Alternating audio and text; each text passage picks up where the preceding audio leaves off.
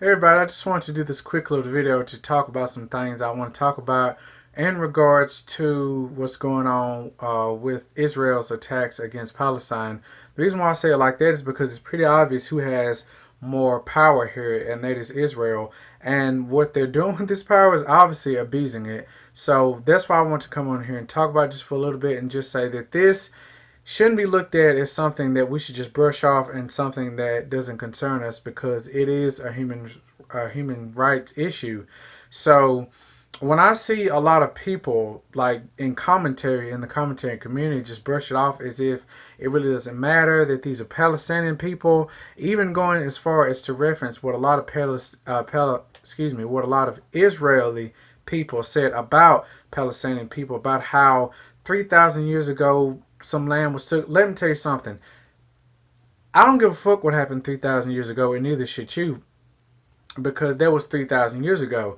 But let me tell you something. Regardless of whatever you believe, regardless of the dogma, the religious dogma that you subscribe to, if you think that treating someone like they're not a human being is okay, there's something wrong there. But obviously, from a couple of videos I've seen about how when a lot of Israeli people were asked about how they feel about it, they use language that I dare not repeat on this channel. I don't even want to include clips of it, but to give a brief synopsis of it, they did not only care, but suggested that the people, all the Palestinian people, would just be assassinated. And some of them even said it while laughing. So that's how fucked up a lot of these people are up there when it comes down to treating these people as if they were less than and not treating them like they were human beings. I mean, when you see that there were 61 children that were killed, and the first thing that you should say was we should just get rid of everybody that's Palestinian, is absolutely disgusting. And yeah, and so far I have to say that I'm completely disgusted on the fact that Israel is not being looked at as war criminals right now. Hey everybody, I just wanted to give a quick little update that happened about 5 days ago before I recorded this video right here. It appears that some people are not standing with Israel and actually calling them out for their war crimes.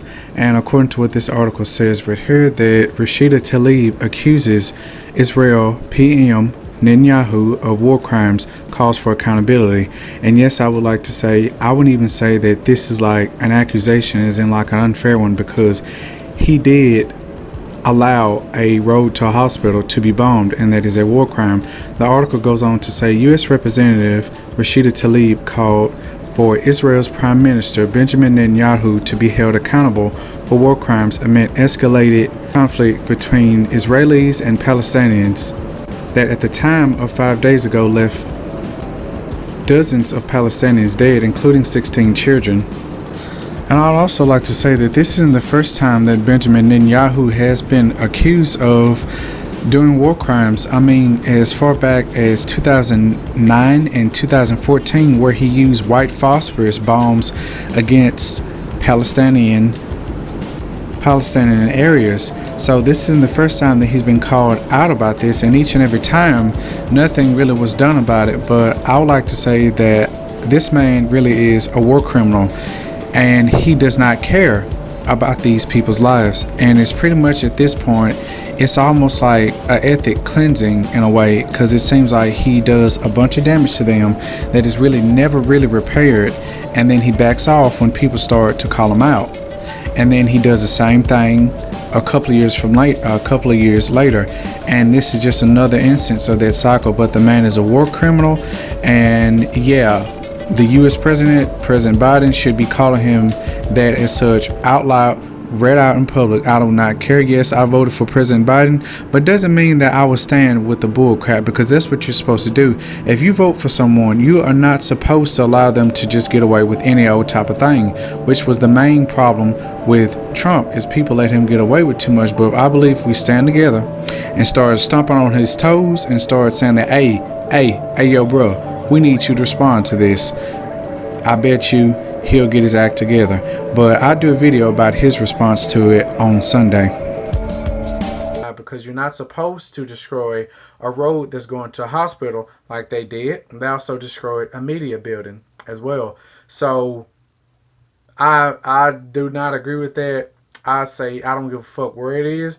Like I said before, I'm not religious, so I don't feel any need to defend a place for doing some fuck shit just because of a goddamn dusty ass Bible or whatever and Israel or whatever. I don't give a fuck, okay? Because if you're using whatever you were taught, to dehumanize somebody, you've already fucked it.